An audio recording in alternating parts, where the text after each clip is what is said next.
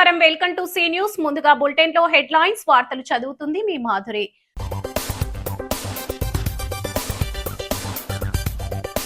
రాష్ట్రంలో నేరాలు 14.10% తగ్గాయి. హోంమంత్రి వంగలపూడి అనిత వెల్లడి. మహిళలు వర్తకుల జోలికి వస్తే తాట తీస్తాం. 21, 22, 23 డివిజన్లో మన వార్డులో మన ఆదిరెడ్డి.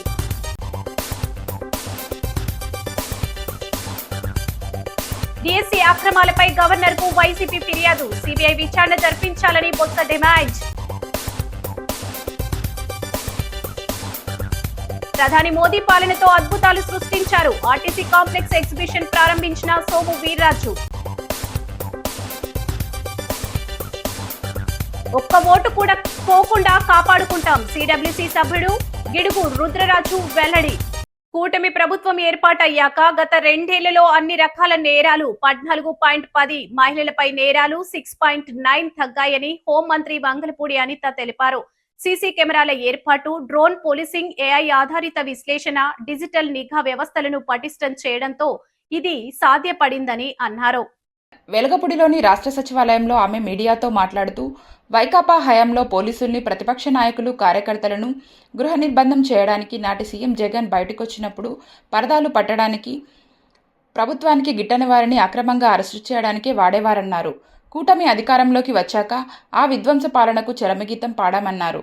ఎక్కడ నేరం జరిగినా 24 నుండి 48 గంటల్లోనే నిందితుల్ని పట్టుకోగలుగుతున్నామని చెప్పారు. సైబర్ నేరాలను అదుపు చేసేందుకు సైబర్ వాష్ రూమ్ ఏర్పాటు చేస్తున్నట్టు తెలిపారు. రాష్ట్రానికి పెద్ద ఎత్తున పెట్టుబడులు రావడానికి గతంతో పోలిస్తే శాంతి భద్రతల పరిస్థితులు మెరుగుపడటము ఓ ప్రధాన కారణమని అనిత వివరించారు. పోలీసు శాఖలో 6,000 కానిస్టేబుల్ నియామకాలు చేపట్టామని, ఖాళీగా ఉన్న మరో 2,778 పోస్టుల భర్తీకి జాబ్ క్యాలెండర్ విడుదల చేశామని అన్నారు. బెస్ట్ టూల్ మాకు ఈరోజు అటువంటి వాటిల్నే లాస్ట్ గవర్నమెంట్ లో నిర్వీర్యం చేసేసిన పరిస్థితి కూడా ఈరోజు గుర్తు చేయాలి. సో అగైన్ మేము ఈ రోజు వాటి ద్వారా ఇన్వెస్టిగేషన్ తొందరగా చేస్తున్నాం, ఎవిడెన్స్ తొందరగా కోర్టుకి సబ్మిట్ చేస్తున్నాం. ఆఖరికి కన్విక్షన్ రేట్స్ కూడా చాలా ఎక్కువగా పెరిగాయని చెప్పడానికి ఈ రోజు నేను హ్యాపీ ఫీల్ అవుతున్నా. అట్ ద సేమ్ టైం మన అందరికీ తెలుసు, మహిళా రక్షణ అన్నది చాలా పెద్ద ప్రయారిటీ. ఈ రోజు ఎక్కడైనా మహిళ రక్షణగా ఉంటే గనక మనం గాంధీ గారి దగ్గర నుంచి మనం మొదలు పెట్టుకుంటాం. అర్ధరాత్రి 12 గంటలకి ఆయుధ ఒంటరిగా నడిచిన రోజే నిజమైన స్వతంత్రం వచ్చినట్టు అని. ఆ రోజు నుంచి ఈ రోజు వరకు కూడా మహిళా భద్రత మీద సపరేట్ గా, అంటే ఒక ప్రత్యేకమైన దృష్టి ప్రతి గవర్నమెంట్, ఏ రాష్ట్రంలో ఉన్నా ప్రతి గవర్నమెంట్ పెట్టాల్సిన అవసరం ఉంది. దురదృష్టశాస్తు లాస్ట్ గవర్నమెంట్ లో దిశ అని చెప్పి ఒక అంటే ఒక అమలు చెయ్యలేని ఒక చట్టాన్ని తీసుకొచ్చి చట్టం అని చెప్పి భ్రమించిన, అంటే ప్రతి ఒక్కరిని కూడా ఒక భ్రమలో పెట్టిన పరిస్థితి కూడా గుర్తు చేయాలి. కానీ ఈ రోజు మేము ఒక చిత్తశుద్ధి గల గవర్నమెంట్ గా మహిళకి సంబంధించి ఒక భద్రత విషయంలో ఒక స్పెషల్ గా ఒక ఐజీ స్థాయి వ్యక్తిని, మన రాజకుమారి గారిని ప్రత్యేకంగా ఐజీ స్థాయి వ్యక్తిని నియమించి ఆవిడకి సపోర్టివ్ గా ఒక 2 ఎస్పీలని, అదేవిధంగా కిందన ఒక టీం ని ఏర్పాటు చేసుకుని శక్తి ఈ రోజు ఒక మహిళా విభాగానికి సంబంధించి ఉమెన్ అండ్ చైల్డ్ ప్రొటెక్షన్ కింద ఒక ప్రత్యేకంగా విభాగాన్ని ఏర్పాటు చేసి వాళ్ళందరికీ కూడా సపరేట్ గా ఒక వింగ్ ని ఏర్పాటు చేయడం జరిగింది. దీనిలో చూస్తే శక్తి యాప్ లో దగ్గర 16 విభాగాలతో శక్తి యాప్ లో కూడా దాంట్లోని ఫీచర్స్ అన్ని ఉన్నాయి. ఈ రోజు వాటితో పాటు దగ్గర 1,55,00,000 మంది ఈ రోజుకి డౌన్లోడ్ చేసుకున్న పరిస్థితి. అంటే ఈ శక్తి యాప్ కే సంబంధించి కాకుండా శక్తి వాట్సాప్ నెంబర్ కూడా ఈ రోజు క్రియేట్ చేశాం. అంటే చాలా మంది ఈ శక్తి యాప్ ని డౌన్లోడ్ చేసుకోవటం, ఒకవేళ ఇన్ కేసు యూసేజ్ చేయటం వాళ్ళకి ఏమైనా ఇబ్బంది అయితే గనక వాళ్ళు డైరెక్ట్ గా 7553485111 నెంబర్ కి, శక్తి వాట్సాప్ నెంబర్ కి డైరెక్ట్ గా కనుక వాళ్ళు ఒక మెసేజ్ పంపించినా, ఒక వీడియో పంపించినా, వాళ్ళు ఏదైనా ఇబ్బందుల్లో ఉండి ఒక చిన్న వాయిస్ మెసేజ్ పంపించినా కూడా ఇమ్మీడియట్ గా మేము రెస్పాండ్ అయ్యే పరిస్థితి కూడా కనిపిస్తా ఉంది. ప్రజలతో మమేకం, సమస్యలకు పరిష్కారం అన్నదే తమ ప్రధాన లక్ష్యమని రాజమహేంద్రవరం సిటీ ఎమ్మెల్యే ఆదిరెడ్డి శ్రీనివాస్ అన్నారు. నగరంలో ప్రతి డివిజన్ లో ప్రజల సమస్యలను ప్రత్యక్షంగా తెలుసుకుని వాటికి వేగంగా పరిష్కారం చూపించడమే తన బాధ్యతగా భావిస్తున్నానని అన్నారు. ప్రజలు ఎదుర్కొంటున్న చిన్న పెద్ద సమస్యలన్నీ శ్రద్ధగా విని సంబంధిత అధికారులతో సమన్వయం చేసి వెంటనే చర్యలు తీసుకుంటున్నామని, నగర అభివృద్ధి అనేది కేవలం కాగితాలపై కాదు, ప్రజల జీవితాల్లో మార్పు కనిపించేలా ఉండాలన్నారు. అందుకే ప్రజల మధ్య ఉంటూ వారి అభిప్రాయాలు, అవసరాలు, సూచనల ఆధారంగా ముందుకు వెళ్తున్నామన్నారు. స్థానిక 21, 22, 23 డివిజన్లకు సంబంధించి వంకాయలవారి వీధిలో ఉన్న సంఘ సంస్కర్త కందుకూరి వీరేశలింగం పంతులు నివాసం వద్ద నిర్వహించిన మన వార్డులో మన ఆదిరెడ్డి కార్యక్రమం నిర్వహించారు. ఈ డివిజన్లు కూటమికి కంచుకోటలని, ఈ ప్రాంతంలో పార్టీ జెండా ఎగురవేయడంలో కార్యకర్తల త్యాగం, కృషి ఎనలేనిదన్నారు. తెలుగుదేశం పార్టీ, జనసేన, బీజేపీల బలం నాయకుల వల్ల కాకుండా నిస్వార్థంగా పనిచేసే కార్యకర్తల వల్లే పెరిగిందని పేర్కొన్నారు. కూటమి నాయకులు నల్లం శ్రీను, శెట్టి జగదీష్, మాటూరి సిద్ధు, ఇన్నమూరి దీపు, నిమ్మలపూడి గోవింద్, తవ్వ రాజా, మద్ది నారాయణరావు, కొల్లి బుజ్జి, బూర రామచంద్రయ్య, నరసింహమూర్తి తదితరులు పాల్గొన్నారు. 84 లక్షలతో పనులు పెట్టుకున్నాం. అంటే సుమారు 1 కోటి రూపాయలతోటి పనులు చేస్తే ఈ వార్డులో కూడా డ్రైన్స్ కానీ రోడ్లు కానీ ఏవి కూడా అవసరం శాసనసభ్యుడిగా నేను పరిష్కరించి ఆ కాంపౌండ్ వాల్ కూడా నిర్మాణానికి 30 లక్షలు తీసుకొచ్చి నిర్మాణం కూడా చేసుకుంటా ఉన్నాం. ఈ 3 పార్టీలకు కూడా నాయకులు, కార్యకర్తలే బలం. వాళ్ళ బలం, వాళ్ళ ఆశీర్వచనం వల్లనే ఈ రోజున మేము ఎవరైనా సరే శాసనసభ్యులు కానీ దేవస్థానాల చైర్మన్లుగా కానీ నియమించబడతా ఉన్నాం. కాబట్టి పార్టీల్ని కాపాడుకోవాలి, కాపాడుకునే కార్యక్రమాలు చేస్తూ ఉన్నాం. 3 పార్టీల ఒక కలయికని ప్రజల్లోకి మరింతగా తీసుకువెళ్తా ఉన్నాం. గౌరవ ముఖ్యమంత్రి చంద్రబాబు నాయుడు గారు, ఉప ముఖ్యమంత్రి పవన్ కళ్యాణ్ గారు, ఐటీ మరియు విద్యాశాఖ మంత్రులు నారా లోకేష్ గారు, కేంద్రంలో ఈ రాష్ట్రానికి అన్ని విధాలుగా కూడా సహకరిస్తున్న గౌరవ ప్రధానమంత్రి నరేంద్ర మోడీ గారు వారి యొక్క ఆలోచనల్ని ప్రజల్లోకి మరింత బలంగా తీసుకువెళ్తూ 3 పార్టీలు క్షేత్రస్థాయిలో మరింత బలోపేతం అయ్యే విధంగా మనం అందరం కూడా నడవాలన్నది చర్చించుకున్నాం. అందరూ కూడా అదే ఆలోచనతో పనిచేస్తూ ఉన్నాం. ఈరోజు రాత్రి తెలుగుదేశం పార్టీ కార్యకర్తగా, నాయకుడిగా, ఈరోజు ఒక ఎండోమెంట్స్ కమిటీ చైర్మన్గా పనిచేస్తున్న ఎంఎన్ రావు గారి ఇంట్లో నిద్రిస్తూ ఉన్నా. మొన్న 2 రోజులు పార్టీ జెండా మోసిన వారి ఇంట్లోనే పడుకున్నా. అలాగే ఈరోజు ఇక్కడ ఈ 3 వార్డులకు సంబంధించి ఎంఎన్ రావు గారి ఇంట్లో నిద్రిస్తున్నాం. నిద్రించి మరి ఉదయం 7 గంటకి మొదలై ఈ 3 వార్డుల్లో శానిటేషన్ పైన రివ్యూ చేసుకుంటూ, సమీక్షించుకుంటూ, ప్రజల నుంచి ఇంకా ఏదైనా సమస్యలు ఉన్నాయేమో అనేది వారి సమస్యలు వారి ద్వారానే వింటూ ఈ యొక్క కార్యక్రమం వెళ్తాదని కూడా తెలియచేస్తూ, ఉదయం మరలా 8ంటికి టీ గ్యాదరింగ్ కూడా పెట్టుకున్నాం. సోదరులు వికాస్ గారి ఇంట్లో పెట్టుకున్నాం. రాజస్థానీ సెక్ట్ సోదరులు ఒక ఇంట్లో పెట్టుకున్నాం. మరాఠీస్, అలాగే పింకేష్ గారి ఇంట్లో పెట్టుకున్నాం. ఆయన మహారాష్ట్రలో ఉండడం వల్ల మా మరాఠీ సోదరుల వారి ఇంట్లోకి వెళ్ళాం. 24వ వార్డు మళ్ళా వస్తుంది. వచ్చినప్పుడు అక్కడ ముమ్మాటికి పార్టీ జెండా మోసి పార్టీ వెన్నంటే ఉన్న బేరులాల్ గారి ఇంట్లో కూడా మార్నింగ్ టీ బ్రేక్ పెడతాం. అక్కడ ఉన్న నా సోదరులందరినీ మళ్ళా కలుస్తాం. మదన్ గారి బొగ్గలు ఎరుపెక్కుతున్నాయి. అది మరి ఆయన కూడా ఈ వార్డుకి సంబంధించిన వ్యక్తి కాదు కాబట్టి అక్కడ, కాబట్టి మీరు ఆ కార్యక్రమం అక్కడ సమర్థవంతంగా పెట్టారు. ప్రతి ఒక్కరితోటి చర్చిస్తున్నాం, మాట్లాడుతున్నాం. మేము మరలా చెప్తా ఉన్నాం, మాకు ధైర్యం ఉంది, కూటమి ప్రభుత్వానికి దమ్ము ఉంది. ఎవరైనా ఏ వ్యాపారవేత్త అయినా ఎక్కడైనా ఇబ్బందులు ఎదుర్కొంటుంటే తెలియచేయండి, సరిచేస్తాం. అది ఏ పార్టీ వాడైనా సరే ధైర్యంగా చెప్పండి.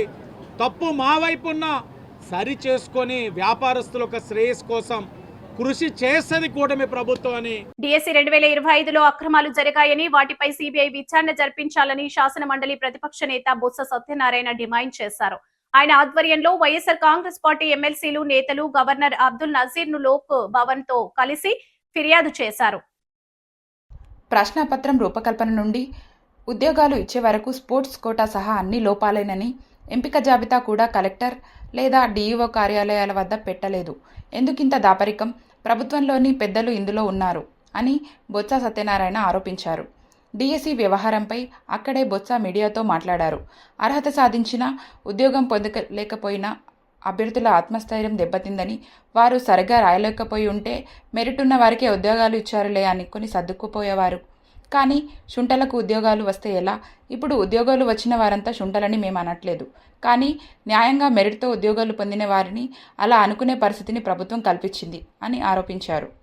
డిఎస్సి అక్రమాలను బయటపెట్టినా వాటిపై విద్యాశాఖ మంత్రిగా లోకేష్ సమాధానం చెప్పకుండా ఇప్పుడు నీ ఇంటికి 200 మీటర్ల దూరంలో ఉన్న చర్చకు వస్తావా అంటూ జగన్ను ఉద్దేశించి మాట్లాడడం అవన్నీ లోకేష్ పిల్లచేష్టలే అని విమర్శించారు.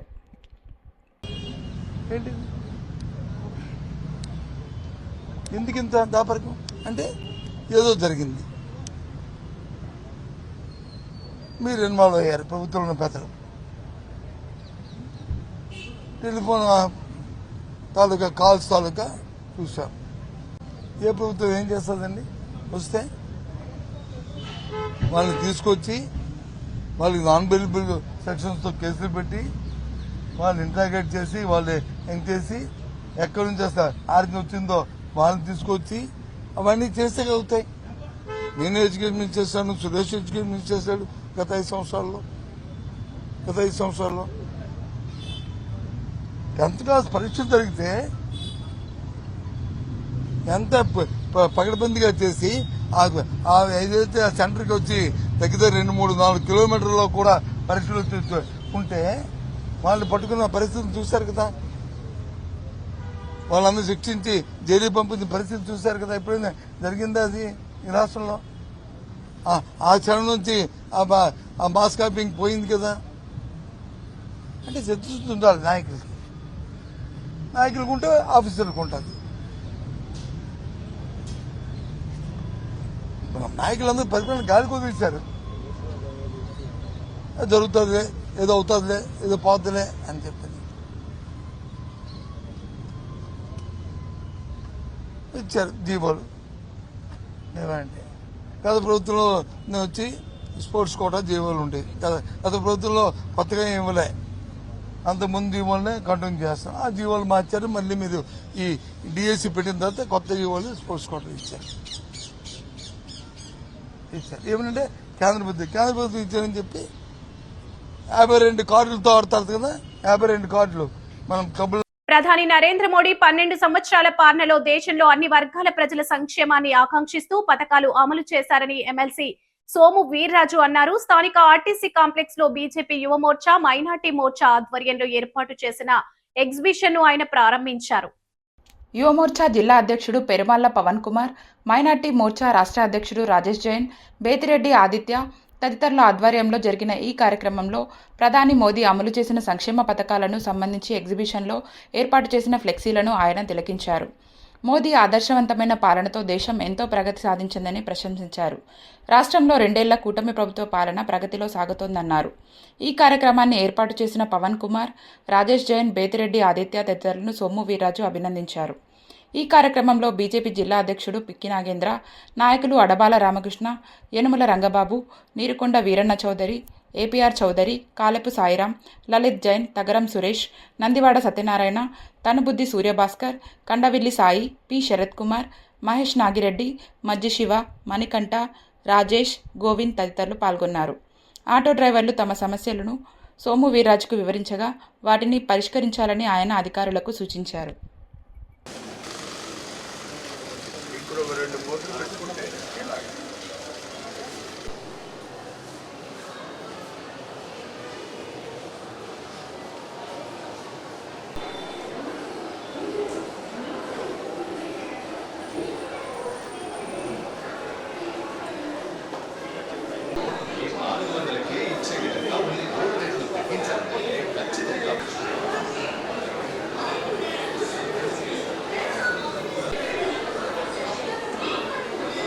మోడీ ప్రభుత్వం 12 సంవత్సరాలు కంప్లీట్ చేసి 13వ సంవత్సరం వచ్చిన సందర్భంగా వారు చేసినటువంటి అనేక సంక్షేమ పథకాలని ఆర్టీసీ కాంప్లెక్సెస్లో దేశవ్యాప్తంగా అన్ని చోట్ల ఫ్లెక్స్లు ఏర్పాటు చేయాలని, దానిలో భారతీయ జనతా యువ మోర్చా, అదేవిధంగా మైనార్టీ మోర్చా వారు రాష్ట్ర ఉపాధ్యక్షులు, రాష్ట్ర ప్రధాన కార్యదర్శి ఆదిత్య గారు, అలానే యువమోర్చా అధ్యక్షులు పవన్ గారు, మైనార్టీ మోర్చా అధ్యక్షులు రాజేష్ జైన్ గారు వాళ్ళ యొక్క ఆధ్వర్యంలో ఈ ఫ్లెక్స్లు బస్టాండ్లో ఏర్పాటు చేయడం జరిగింది. 12 సంవత్సరాల కూటమి 2 సంవత్సరాల పాలన, 12 సంవత్సరాల మోడీ గారి పాలన పెద్ద ఎత్తున దేశవ్యాప్తంగా రాష్ట్ర వ్యాప్తంగా నిర్వర్తిస్తున్నాం. ఈవేళ సాయంత్రం రాజమండ్రి నగరంలో కూడా కూటమి యొక్క పాలన మీద కంబాల్చెరు కోరుకొండ సెంటర్లో బీజేపీ ఆఫీస్ దగ్గరలోనే పెద్ద మీటింగ్ ఏర్పాటు చేశారు. ఈ విధంగా ఈయన కార్యక్రమాలు ప్రజలు ఇక్కడ ఆర్టీసీ కాంప్లెక్స్లో ఉంటారు. వారు దగ్గరగా ఈ పథకాలన్నీ కూడా తిలకించే విధంగా ఆర్టీసీ పెద్దలు కూడా దీనికి సహకరించినందుకు వారికి ధన్యవాదాలు తెలియజేస్తున్నాను. స్పెషల్ ఇంటెన్సివ్ రివిజన్ ప్రక్రియపై కాంగ్రెస్ శ్రేణులను అప్రమత్తం చేసి ఓటర్లకు సహాయ సహకారాలు అందించేందుకు ఏఐసీసీ, పీసీసీ, బిఎల్ఏలను నియమిస్తున్నాయని గిడుగు రుద్రరాజు చెప్పారు. డీసీసీ అధ్యక్షుడు బోడా వెంకట్ ఆధ్వర్యంలో ఆయన బిఎల్ఏకు నియామక పత్రాలు అందజేశారు. ఈ సందర్భంగా స్థానిక టీనగర్లో జరిగిన కార్యక్రమంలో రాజమండ్రి సిటీకి బిఎల్ఏగా మాజీ రాష్ట్ర అధికార ప్రతినిధి కొవ్వూరి శ్రీనివాస్, నిడదవోలికి అరిగెల అరుణకుమారి, రాజానగరానికి ఉండ్రు శ్రీనివాసులను పీసీసీ పంపిన నియామక పత్రాలను డీసీసీ అధ్యక్షుడు బోడ వెంకట్ చేతుల మీదుగా రుద్రరాజు సమక్షంలో అందజేశారు. బీజేపీకి ఎన్నికల కమిషన్ అనుబంధ సంస్థగా మారిందని, మైనార్టీ, క్రిస్టియన్, ముస్లింల ఓట్లు తొలగించేందుకు ఎస్ఐఆర్ పేరుతో కుట్ర చేస్తోందని ఆరోపించారు. బిఎల్ఏలు ఓటర్లకు సహకరించి ఒక్క ఓటు కూడా తొలగించకుండా చూడాలని సూచించారు. బోడ వెంకట్ మాట్లాడుతూ బిఎల్ఏలు ఓటర్ల జాబితాలను పరిశీలించుకొని బూత్ల వారీగా ముందుకు సాగాలన్నారు. బీజేపీ ప్రభుత్వానికి త్వరలోనే ప్రజలు సరైన గుణపాఠం చెబుతారని, రాహుల్ గాంధీ ప్రధాని అవ్వడం తథ్యమన్నారు. కొవ్వూరి శ్రీనివాస్ మాట్లాడుతూ తమకు బిఎల్ఏగా అప్పగించిన బాధ్యతను సమర్థవంతంగా నిర్వహిస్తామన్నారు. ఈ కార్యక్రమంలో కోనసీమ డీసీసీ అధ్యక్షుడు కొత్తూరు శ్రీనివాస్, కాంగ్రెస్ సీనియర్ నాయకులు కాటం రవి, చామర్తి లీలావతి, చింతాడ వెంకటేశ్వరరావు, ఐ సత్యనారాయణ, బండారు వెంకన్న తదితరులు పాల్గొన్నారు.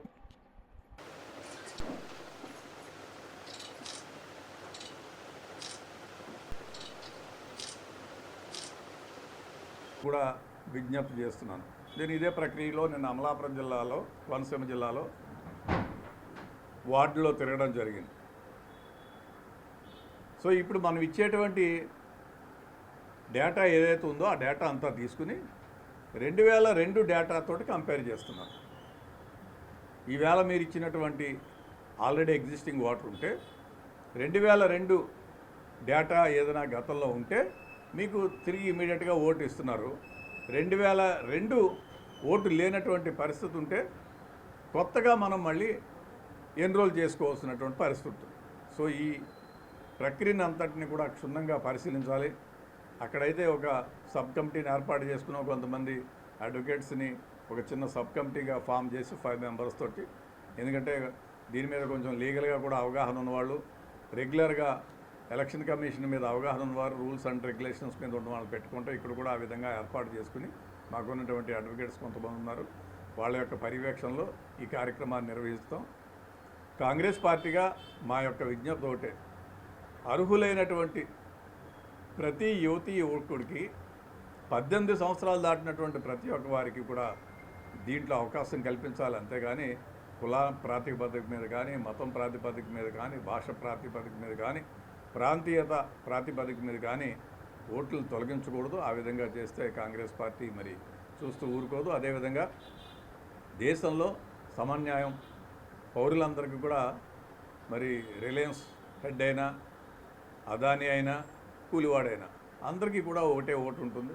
సో ఆ ఓటుని సద్వినియోగం చేసుకునేటువంటి నేపథ్యంలో ప్రజలకి ఇచ్చేటువంటి మంచి అవకాశం. ప్రజలందరూ కూడా మీ యొక్క ఓటు హక్కుని కాపాడుకోవాలి, ఓటు హక్కుని ఏర్పరచుకోవాలి. ప్రధానంగా స్వచ్ఛంద సంస్థలు, లయన్స్ కానీ, రొటేరియన్స్ కానీ, అదేవిధంగా సోషల్ యాక్టివిస్ట్. ఈరోజు రాహుల్ గాంధీ గారి జన్మదినాన దేశవ్యాప్తంగా ఓ పండగ వాతావరణంలో ఉత్సవాలు చేసుకుంటా ఉంది కాంగ్రెస్ పార్టీ. అలానే ఈరోజు ఎలక్షన్ కమిషన్ని ఈరోజున కొత్తగా మాకు బిఎల్ఏగా మమ్మల్ని పీసీసీ నియమించింది. రాజమండ్రికి కొవ్వూరి శ్రీనివాసరావు, నన్ను రాజానగరం నుంచి శ్రీనివాసరావు గారిని, నిడదవోలు నుంచి అరిగెల అరుణకుమారి గారిని ప్రస్తుతం మాకు పీసీసీ సిడబ్ల్యూసీ మెంబర్ ముఖ్య అతిథిగా జిల్లా ప్రెసిడెంట్ బోడా వెంకట గారు మాకు ఈరోజు పీసీసీ పంపిన ఆర్డర్స్ని మాకు ఇవ్వడం జరిగింది. ఈరోజు బిఎల్ఏగా మా పరిధి ఏమిటంటే ఇవాళ రాజమండ్రిలో 244 బూతులు ఉన్నాయి సుమారుగా. ఈ బూతులన్నిటికీ కూడా నేను వీటన్నిటి పరిధిలో నాకు దాని ఫుల్ ఇన్ఫర్మేషన్ ఎంఆర్ఓ గారు, ఎలక్షన్ కమిషన్ ఇవ్వాలి. నేను కూడా అందరినీ అక్కడ బిఎల్ఓస్గా నియమించుకునే అధికారం.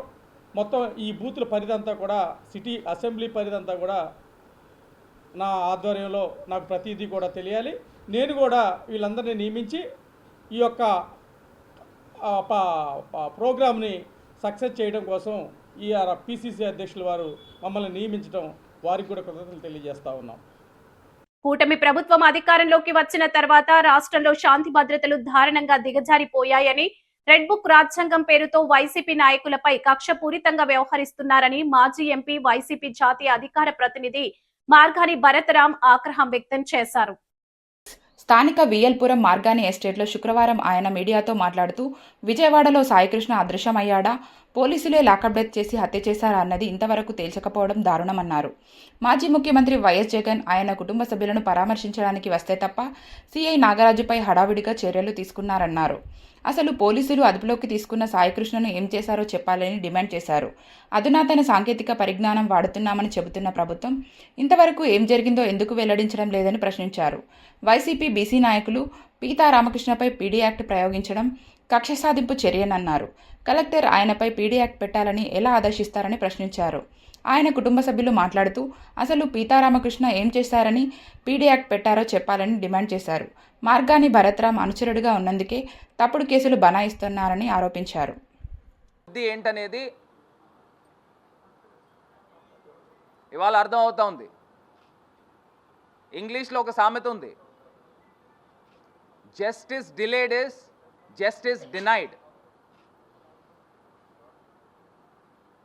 అంటే ఏదైతే వీళ్ళకి జరగాల్సిన న్యాయము ఎప్పుడైతే డిలే చేస్తున్నారో ఆ యొక్క న్యాయము నిరాకరించినట్టే దానికి అర్థం. ప్రతిపక్ష నాయకుడు స్పందించేదాకా రాష్ట్ర ముఖ్యమంత్రి స్పందించడు. లాకప్ డెత్లు అవుతూ ఉంటే, రాష్ట్ర రాజధానిలో లాకప్ డెత్ అయితే రాష్ట్ర ముఖ్యమంత్రి ఉప ముఖ్యమంత్రి స్పందించరా? ప్రతిపక్ష నాయకుడు ఇంటికి వెళ్ళి ఆ కుటుంబాన్ని పరామర్శిస్తే డ్యామేజ్ కంట్రోల్లో భాగంగా సీఏని సస్పెండ్ చేశారు. ఇప్పుడు దాకా మే నెలలో జరిగితే ఇప్పుడు దాకా సస్పెండ్ చేయలే. ఏంటండి ఇంత అన్యాయమా? ఇది ఇలా జరుగుతూ ఉంటే ఇంకా తీసిపోకోకుండా రాజమండ్రిలో సాంస్కృతిక రాజధాని, ఈ సాంస్కృతిక రాజధానిలో బెట్టింగ్లు జరుగుతూ ఉన్నాయి, పేకాట క్లబ్బులు నడుస్తూ ఉన్నాయి, బ్రాకెట్ ఆటలు నడుస్తూ ఉన్నాయి, స్పా సెంటర్లని వ్యభిచారం జరుగుతూ ఉంది. ఇన్ని ఘటనలు సాంస్కృతిక రాజధాని వచ్చే సంవత్సరం పుష్కరాలు చేస్తున్నారు. రాజమండ్రిలో ఉన్న స్పా సెంటర్లు, అన్ని స్పా సెంటర్లు రాష్ట్రంలో ఎక్కడా కూడా లేవు. ఎవరికి తెలియవు అన్నీను, అందరికీ తెలిసినయే. ఇవాళ ప్రశ్నించే గొంతుకుల్ని అనగదొక్కుతారా? కల్తీపాలు ఘటన జరిగి 16 మంది చనిపోతే ముఖ్యమంత్రి స్పందించడు, ఉప ముఖ్యమంత్రి రాజమండ్రి వచ్చాడు కానీ దాని గురించి స్పందించడు.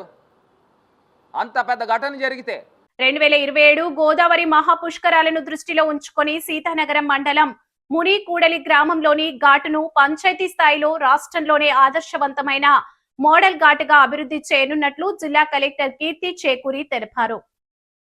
ఈ నెల 22న రాష్ట్ర ఉప ముఖ్యమంత్రి పవన్ కళ్యాణ్ మునికూడలి ఘాట్ను సందర్శించనున్న నేపథ్యంలో జిల్లా ఎస్పీ డి నరసింహ కిషోర్తో కలిసి సంబంధిత శాఖల అధికారులతో కలెక్టర్ ఏర్పాట్లను పరిశీలించారు. పుష్కరాల సమయంలో భారీ సంఖ్యలో భక్తులు తరలివచ్చే అవకాశాలను దృష్టిలో ఉంచుకొని ఘాట్ అభివృద్ధి పనులను శాశ్వత ప్రాతిపదికన చేపట్టాలని అధికారులకు సూచించారు. భక్తుల రద్దీని సమర్థవంతంగా నిర్వహించేందుకు ప్రత్యేక హోల్డింగ్ ఏరియా, ప్రవేశ నిష్క్రమణ మార్గాలు, పార్కింగ్, సాంస్కృతిక కార్యక్రమాలు, అన్నదాన కార్యక్రమాల నిర్వహణకు ప్రత్యేక స్థలాలను గుర్తించినట్టు తెలిపారు. ప్రస్తుతం సుమారు 49 అడుగుల వెడల్పు ఉన్న ఘాట్ దాదాపు 100 అడుగుల వరకు విస్తరించే ప్రతిపాదనలు సిద్ధం చేసినట్టు వెల్లడించారు. Joint collector Y Meghaswaroop, Rajamahendravaram municipal commissioner Rahul Meena, Pushkar deputy కలెక్టర్లు మహేష్, మనోజ్, ఆర్డీఓ ఆర్ శివరాముడు, తహసీల్దార్ శ్రీనివాస్, ఇతర అధికారులు పాల్గొన్నారు.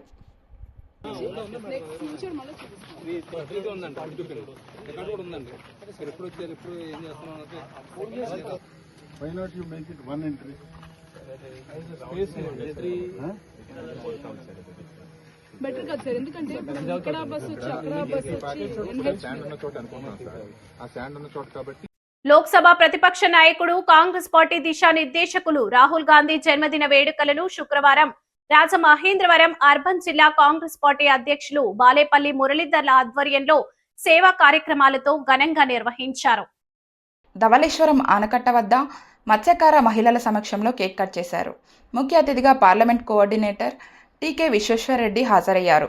అనంతరం పేద మత్స్యకార మహిళలకు చీరలు, పండ్లు పంపిణీ చేశారు.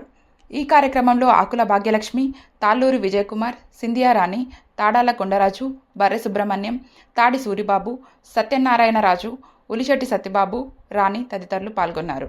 ఈ సమావేశంలో బాలేపల్లి మురళీధర్, టీకే విశ్వేశ్వరరెడ్డి, ఆకుల భాగ్యలక్ష్మి, సింధియా రాణి, తాళ్ళూరి విజయకుమార్ తదితరులు మాట్లాడారు. రాజ్యాంగ పరిరక్షకుడు, నిస్వార్థ ప్రజాసేవకుడు రాహుల్ గాంధీ దేశానికి ప్రధాని కావాలని ఆకాంక్షించారు. ఆ భగవంతుడు ఆయనకు సంపూర్ణ ఆరోగ్యాన్ని, ఆయుష్ను ప్రసాదించాలని కోరారు.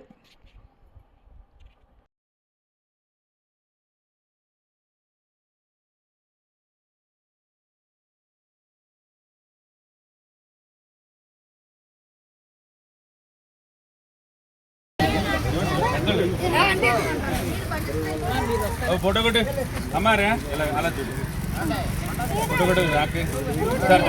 ఈ జన్మదిన కార్యక్రమంలో పాల్గొని సంతోషంగా ఈ కార్యక్రమాన్ని సెలబ్రేట్ చేయడం జరిగింది. ఈ సందర్భంగా చెప్పేది ఏంటంటే, ఈ దేశం బాగుపడాలన్నా, ఈ దేశ ప్రజలకు రక్షణ కావాలన్నా, ఈ దేశ అభివృద్ధికి ముందుకెళ్లాలన్నా, అణగారిన వర్గాలు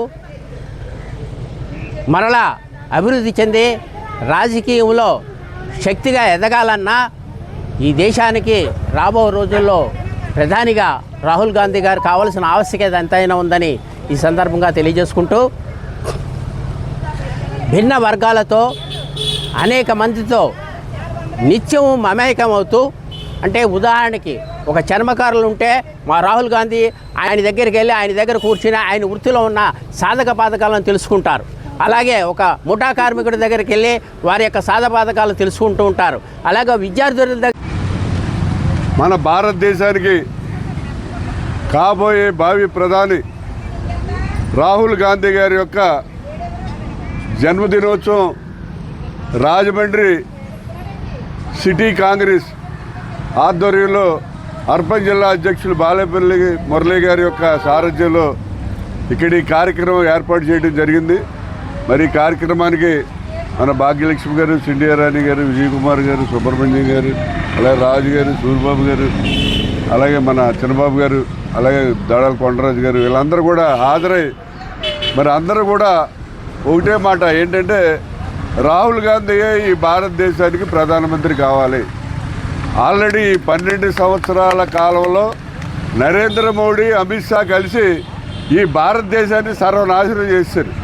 ఈ భారతదేశంలో ఉన్నటువంటి సంపదనంతా కూడా ఆదానికి. బులెటిన్ ముగించే ముందు హెడ్లైన్స్ మరోసారి.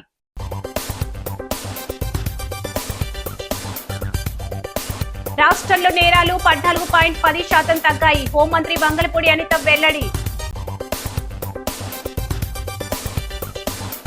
మహిళలు వర్తకుల జోలికి వస్తే తాట తీస్తాం. 21, 22, 23 డివిజన్లో మన వార్డులో మన ఆదిరెడ్డి.